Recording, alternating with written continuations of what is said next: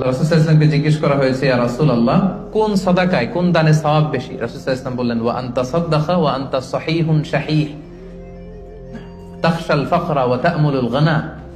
এমন অবস্থায় দান করো যখন তুমি সহিহ শাহী, তুমি সুস্থ আর এটা উপভোগের সুযোগ আছে। যখন আমরা এখন সবাই সুস্থ না, এখন আমাদের টাকা লাগবে, আমাদের গাড়ি কিনতে হয়, বাড়ি কিনতে হয়, ফ্যামিলি খরচের জন্য দিতে হয়, টাকাটা খুব দরকার এখন আমাদের, এবং এটা খরচ করার সুযোগ আমার আছে। এখন যদি আপনি দান করেন, এই দানটা আল্লাহ তাআলার কাছে বেশি প্রিয়। আমি উদাহরণ দিই, ব্যাপারটা কেমন। অনেকের এরকম হতে পারে যে তার ক্যান্সারে সে আক্রান্ত, দুরারোগ্য ব্যাধি, আর বাঁচবে না, এখন বিছানায় পড়ে গেছে, এখন হাজার কোটি টাকার মালিক, জীবনে দান টানার করে নেই, এখন বিছানায় পড়ে বলতেছে ওই মাদ্রাসায় 10 লাখ দিয়ে দে, ওই হেফজখানায় 50 লাখ, ওদিকে 1 কোটি দিতে থাকো। তো এটা তো আপনি এখন আর ভোগের সুযোগ নেই, এজন্য দিচ্ছেন আপনি, তাই না? এটা আপনি যদি নাও দেন, এটা অন্যরা ভাগ বটরা করে নিয়ে যাবে আপনার মৃত্যুর পরে, আপনি শেষ, এরপর লোকজন যা পাওয়ার পাবে, আপনার ভোগের সুযোগই নাই আর। তো ওই অবস্থায় যে যেন টনক না নড়ে আমাদের।